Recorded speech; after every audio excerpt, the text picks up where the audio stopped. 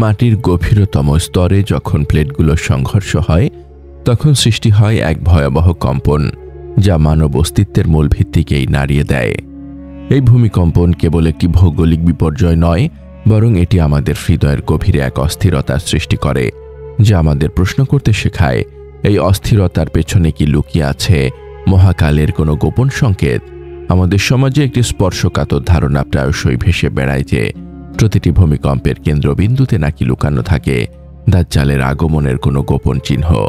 আমরা কি শেষ সময়ের মহাবিপর্যয় বা ফিতনাকে এভাবে জাগতিক ঘটনার সাথে জড়িয়ে ফেলে নিজেদের মূল লক্ষ্য থেকে বিচ্যুত হচ্ছি? আসুন এই সংবেদনশীল ধারণাটিকে কোরআন ও সহিহ সুন্নাহ নির্ভেজাল আলোয় বিশ্লেষণ করি, যেন আমরা ভিত্তিহীন আতঙ্কে নয়, বরং দৃঢ় ঈমানের ওপর ভর করে নিজেদের প্রস্তুতি নিতে পারি। আসসালামু আলাইকুম ওয়া রাহমাতুল্লাহ। প্রতিটি হৃদয়ের কাছে আমাদের এই আবেদন, যেখানে আমরা শেষ সময়ের কঠিনতম ফিতনা থেকে নিজেদের রক্ষার জন্য জ্ঞানের অনুসন্ধান করি। আপনাদের সবাইকে এই গুরুত্বপূর্ণ আধ্যাত্মিক মাত্রায় স্বাগতম। আমরা অত্যন্ত স্পষ্টতার সাথে বলতে চাই যে ভূমিকম্পের উৎপত্তি স্থলে বা কেন্দ্রে দাজ্জালের কোনো গোপন সংকেত লুকিয়ে থাকার বিষয়ে ইসলামী নির্ভরযোগ্য সূত্র অর্থাৎ সহিহ হাদিস বা কোরআনের কোনো আয়াতে সামান্যতম ইঙ্গিত নেই। এই ধরনের নির্দিষ্ট সংখ্যাতত্ত্ব বা ভৌগোলিক সংকেতের ধারণাগুলো মূলত ভিত্তিহীন জনশ্রুতি, যা কিয়ামতের ভয়াবহতা নিয়ে মানুষের স্বাভাবিক উদ্বেগ থেকে সৃষ্টি হয়েছে এবং কিছু দুর্বল বা জাল বর্ণনার সাথে কল্পনার মিশেলে ছড়িয়ে পড়েছে।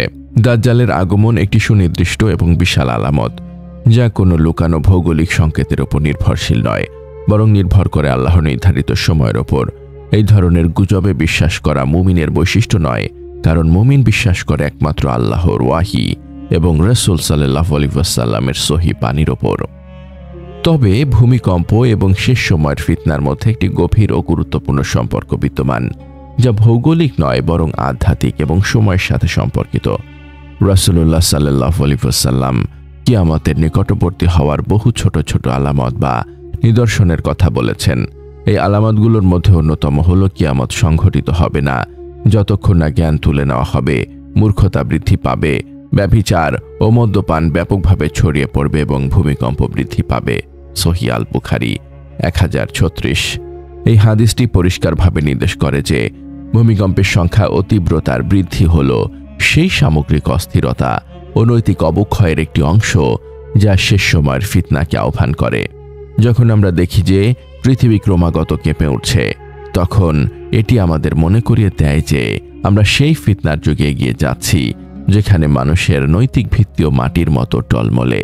এই কম্পন হল সামগ্রিক ফিতনার পরিবেশ সৃষ্টির একটি নিয়মতান্ত্রিক অংশ, কিন্তু এটি দাজ্জালের কোনো বিশেষ কোড বা চিহ্ন নয়। ভূমিকম্পের আসল বার্তা হল আমাদের আধ্যাত্মিক জাগরণ। যখন একটি জনপদ ভূমিকম্পে লণ্ডভণ্ড হয়, তখন তা কেবল প্রাকৃতিক বিপর্যয় হিসেবে আসে না, বরং এটি আসে আল্লাহর পক্ষ থেকে মানুষের গাফিলতি দূর করার জন্য এক কঠিন সতর্কবাণী হিসেবে।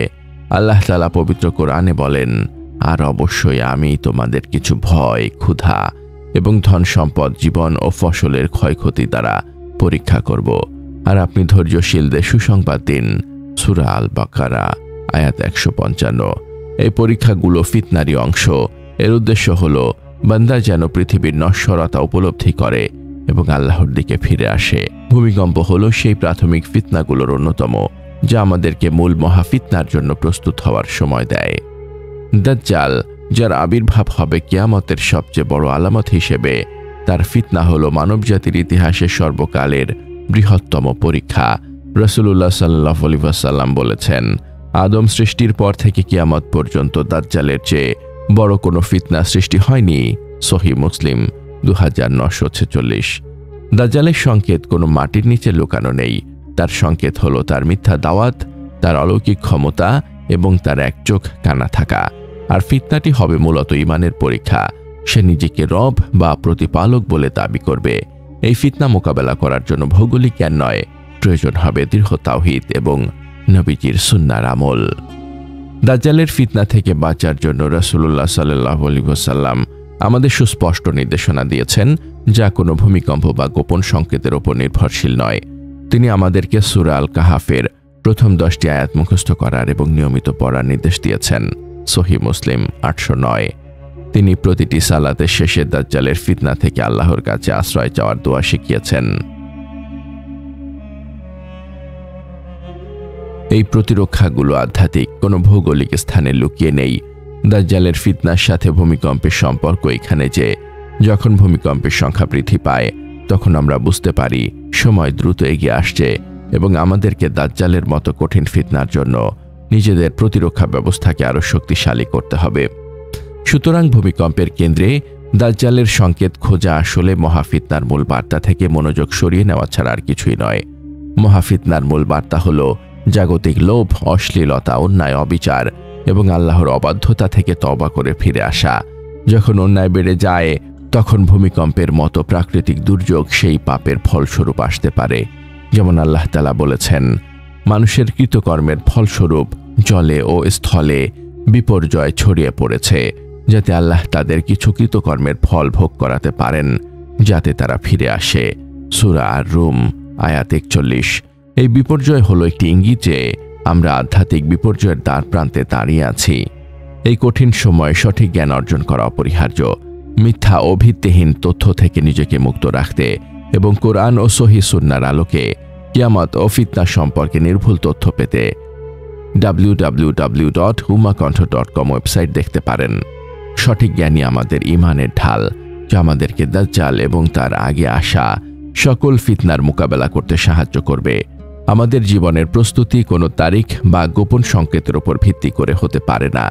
আমাদের প্রস্তুতি হলো সেই প্রশ্নটির উত্তর দেওয়া যা রাসূলুল্লাহ সাল্লাল্লাহু আলাইহি ওয়াসাল্লাম করেছিলেন। তুমি এর জন্য কি প্রস্তুত করেছ? সহিহ আল বুখারী 3688। এই প্রশ্নের উত্তরেই আমাদের কর্ম নিহিত। আসুন আমরা নিজেদের আমলে ফিরে যাই, আল্লাহর হুকুম মানি এবং রাসূল সাল্লাল্লাহু আলাইহি ওয়াসাল্লামের দেখানো পথে চলি। এটাই কিয়ামতের মহা ফিতনা থেকে রক্ষা পাওয়ার একমাত্র অকাট্য পথ। হে রব্বুল আলামিন, হে সকল কিছুর মালিক, তুমি সকল ফিতনা ও পরীক্ষার সৃষ্টিকর্তা এবং তুমি এর থেকে মুক্তিদাতা। আমরা তোমার কাছে আশ্রয় চাই কিয়ামতের সকল ফিতনা থেকে। ছোট ফিতনা যা আমাদের জীবনকে অস্থির করে তোলে, আর বড় ফিতনা যা আমাদের ঈমানকে পরীক্ষা করে, সব থেকে আমাদের রক্ষা করো। হে আল্লাহ, আমরা বিশেষভাবে তোমার কাছে আশ্রয় চাই সর্বকালের কঠিনতম ফিতনা, সেই মিথ্যা মসিহ দাজ্জালের ফিতনা থেকে। তার আবির্ভাবের পূর্বে তুমি আমাদেরকে মৃত্যু দিও, অথবা তাকে মোকাবেলা করার মতো দৃঢ় ঈমানী শক্তি দান করো। মাটির এই কম্পনগুলোকে তুমি আমাদের জন্য গজব না বানিয়ে রহমত ও তাওবার দরজা খুলে দাও। আমাদের হৃদয়কে তোমার জিকির দ্বারা স্থির রাখো যখন পৃথিবী কেঁপে ওঠে।